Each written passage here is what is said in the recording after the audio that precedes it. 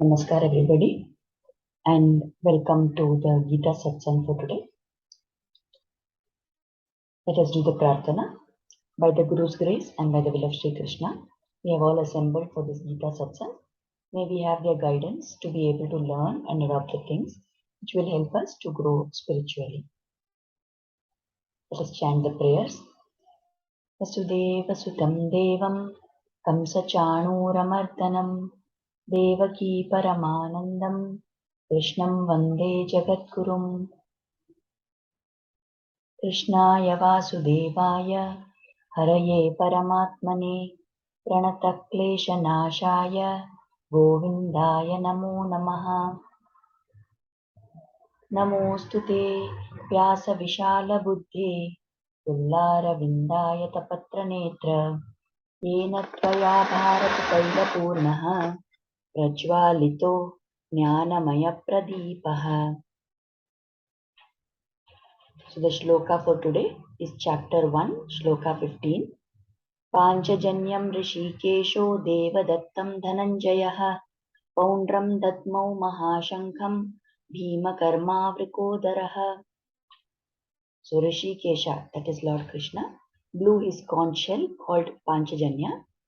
Arjuna blew the Devadatta, and Bhima, the voracious eater and performer of Herculean tasks, blew his terrific conch shell called Poundra. रामानुजतया पात्रं ज्ञानवैराग्यभूषणं श्रीमद्वेङ्कटनाथार्यं वन्दे वेदान्तदेशिकम्। यो नित्यमच्युतपदाम्बुजयुग्मरुग्म व्यामोहतस्तदितराणि तृणाय मेने अस्मद्गुरोर्भगवतोऽस्य दयैकसिन्धोः रामानुजस्य चरणौ शरणं प्रपद्ये. So with the blessings of the Acharyas, let us go on now to understand the meanings of this shloka. I'm sorry that during the satsang actually yesterday I forgot to record the session, and that's why, since there are some people who follow it on the YouTube on the recorded version, I decided to re-record it and send it to you. So there may be some differences. If anyone who tuned into the actual session is listening, there may be some differences in what I'm saying. Of course, the content remains the same, but the way in which things are told may be slightly different. So, what are the points in this shloka that we need to focus upon? Firstly, Lord Krishna is referred to as Hrishikesha. So this name, what is its origin, or what does it actually mean? Hrishika means senses, and Isha means one being master or the one who controls. So Hrishikesha is the Isha of the Rishikas. So one who is the master of the senses.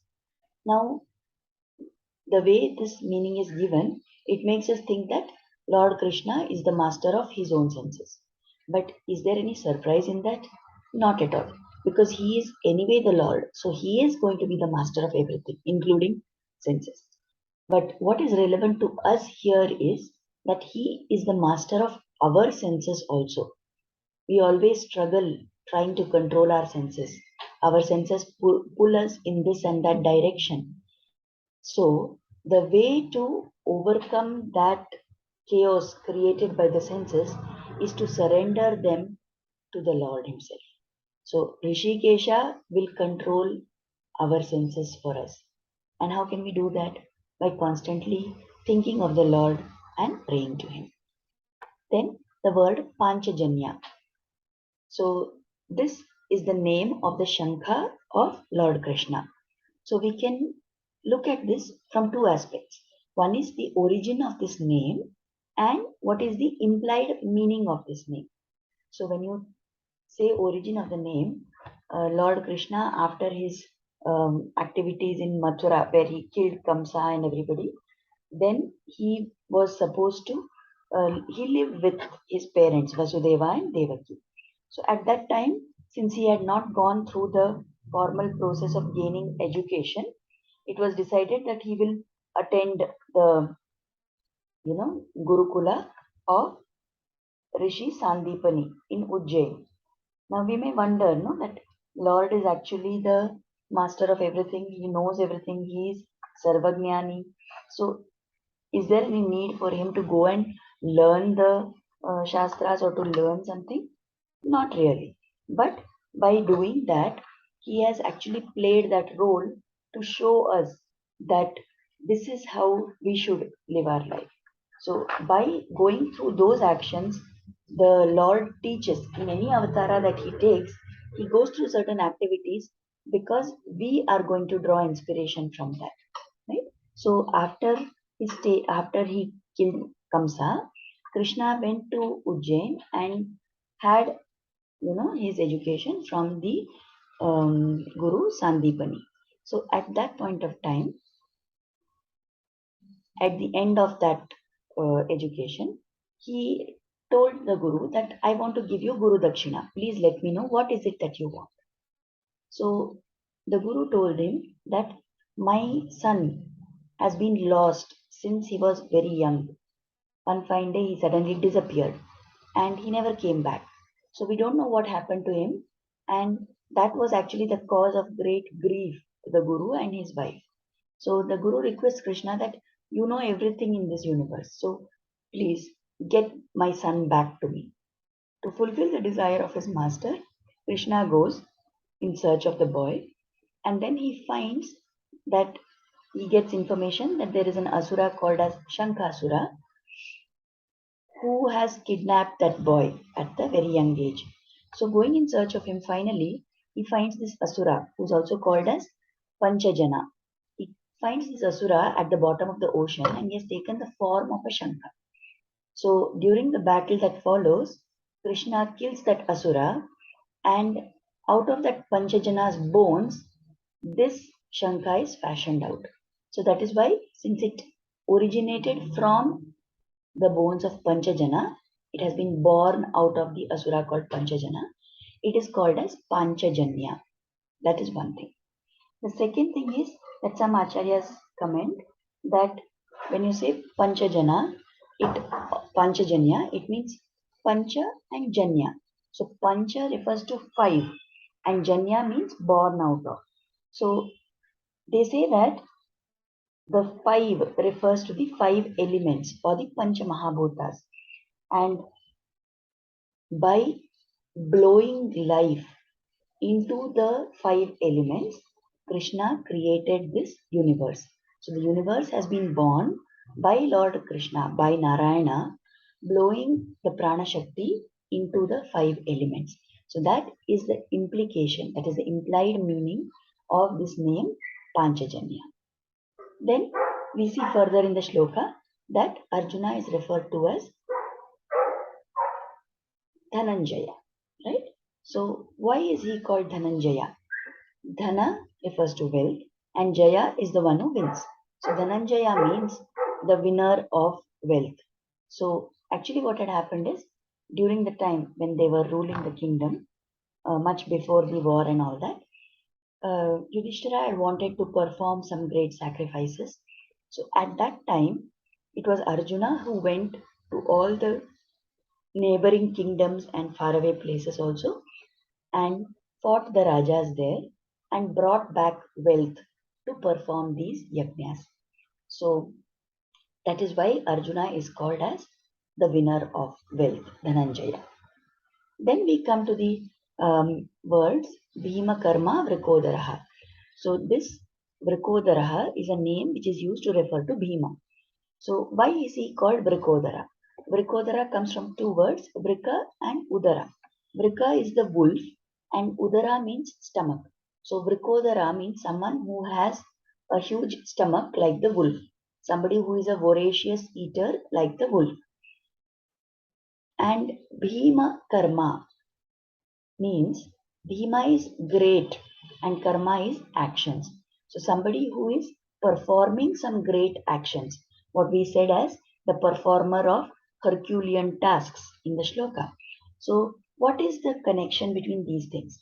Now Vrikodara, the wolf, has a huge appetite. It is a voracious eater, but then its stomach never gets enlarged in size, how much ever it eats.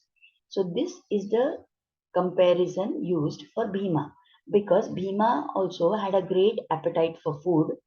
We know that he was always involved in some way or the other with food, and he had a huge appetite. But then, because he was the performer of some great tasks, just like the wolf, his stomach also never grew in size. So he was like the wolf and he was very capable and performed great tasks.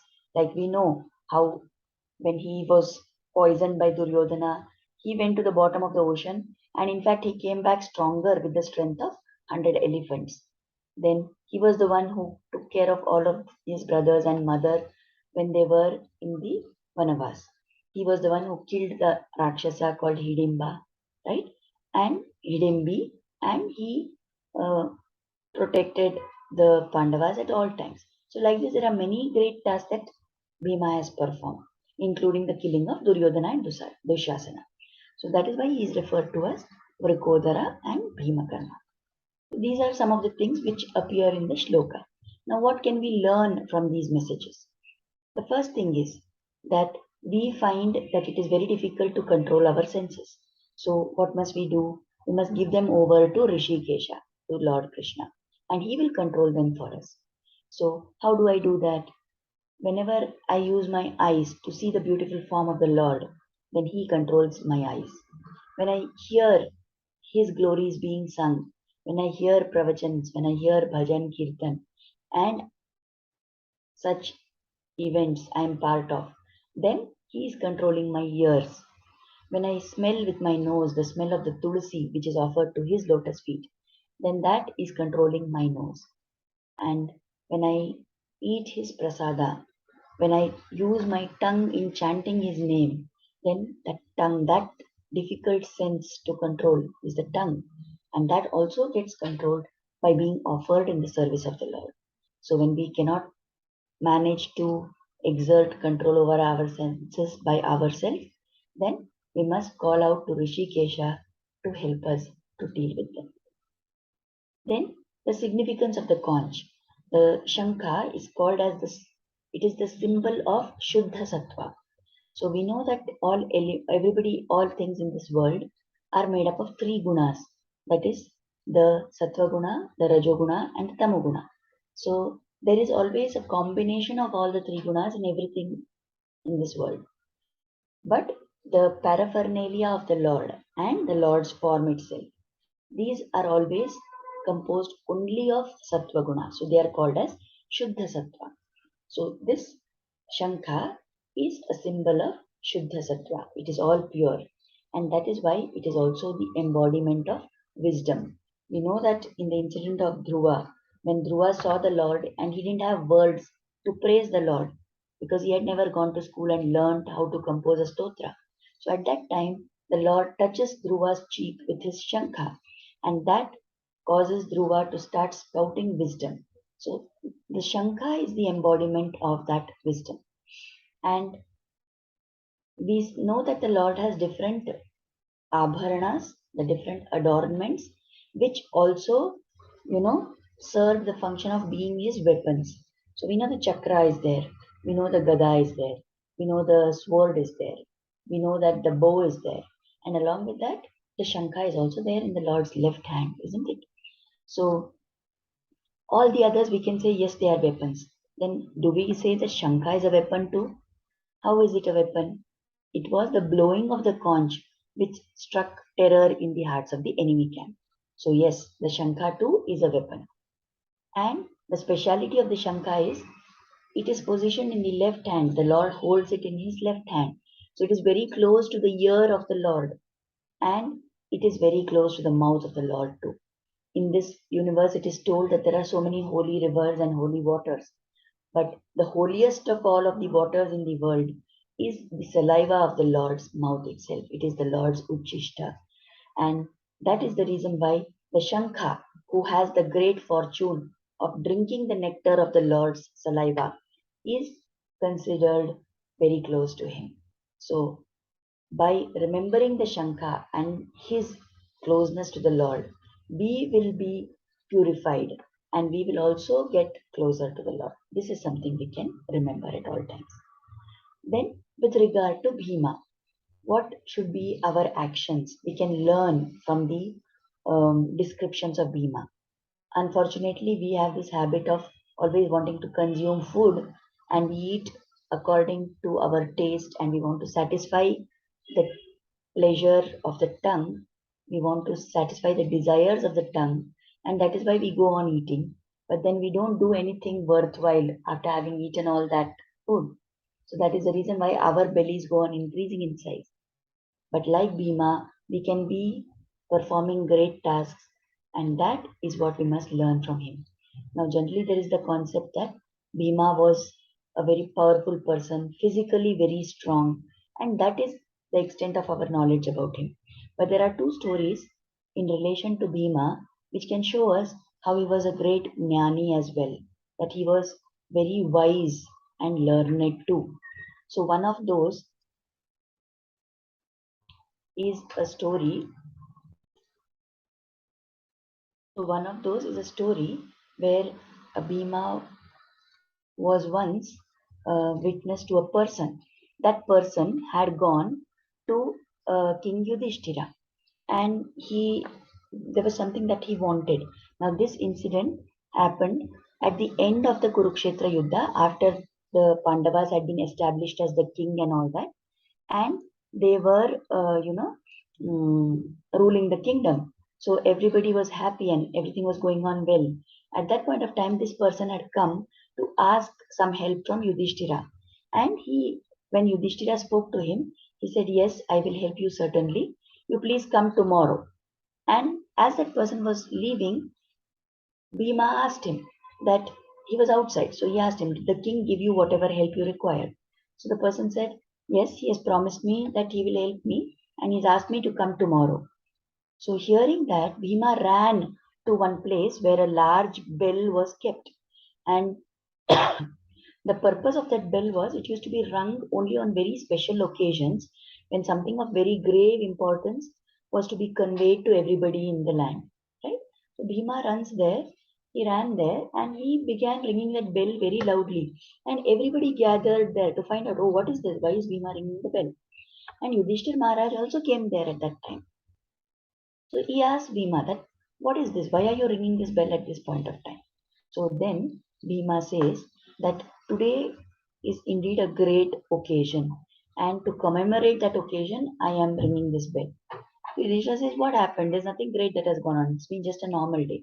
So Bhima says, no, no, of course it is a great day, because today I understood that you, Yudhishthir Maharaj, you have conquered death.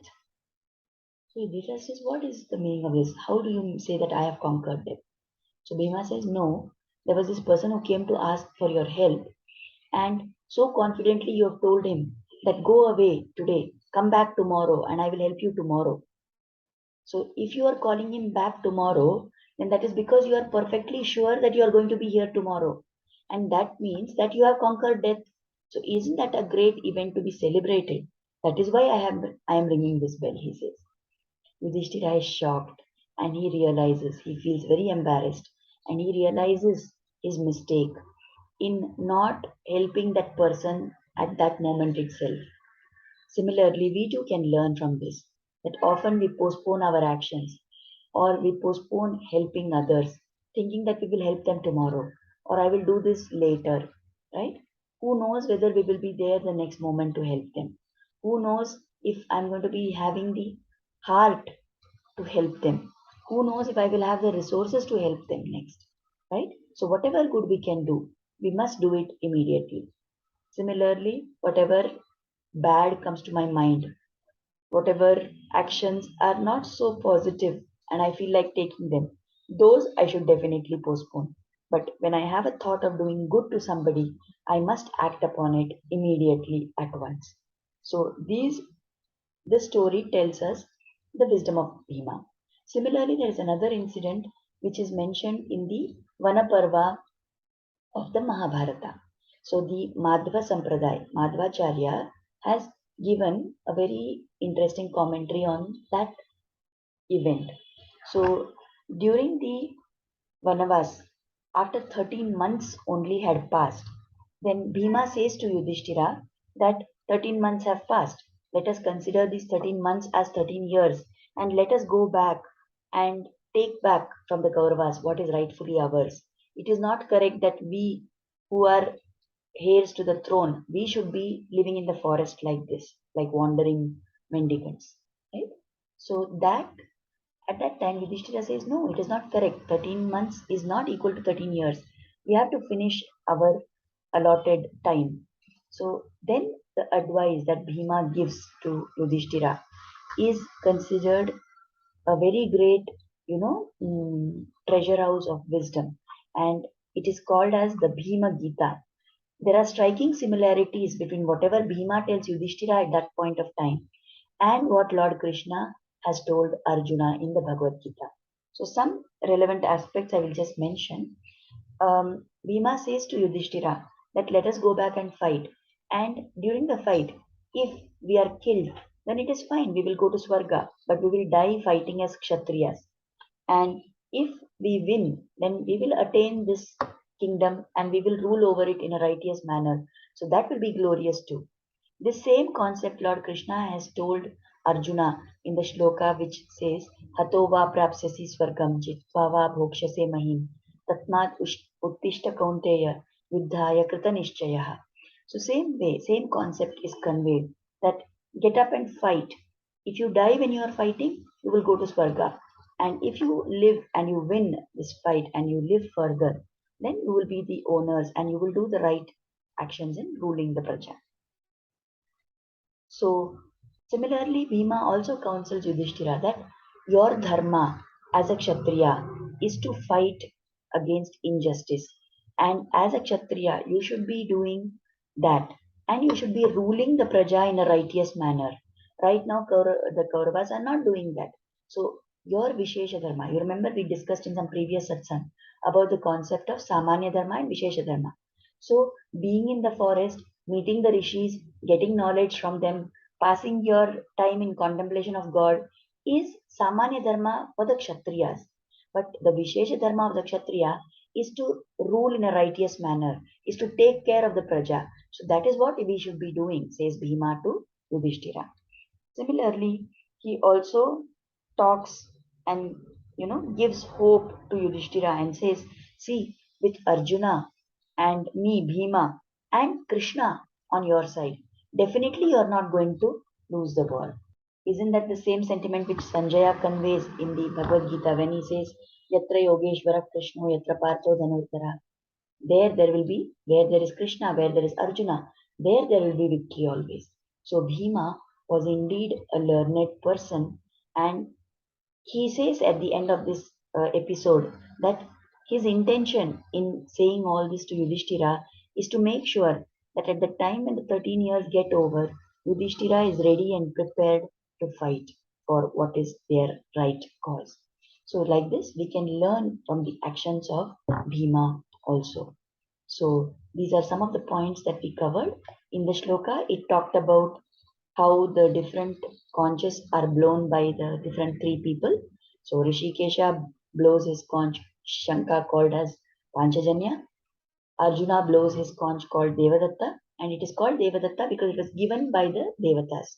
It was given to him by the Lord, by the gods. And Bhima is called as Vrikodara because he is the performance of Herculean tasks and also a voracious eater. He blew his conch shell called as Poundra. So with this, we will come to the end of the satsang. Let us offer gratitude and kritagnyata. Let us offer gratitude at the lotus feet of Sri Krishna and Guru for inspiring us to start and join this satsang. And let us pray that their blessings and grace will always be on us. Namaskar. Thank you. And we will meet again next Tuesday. Namaskar.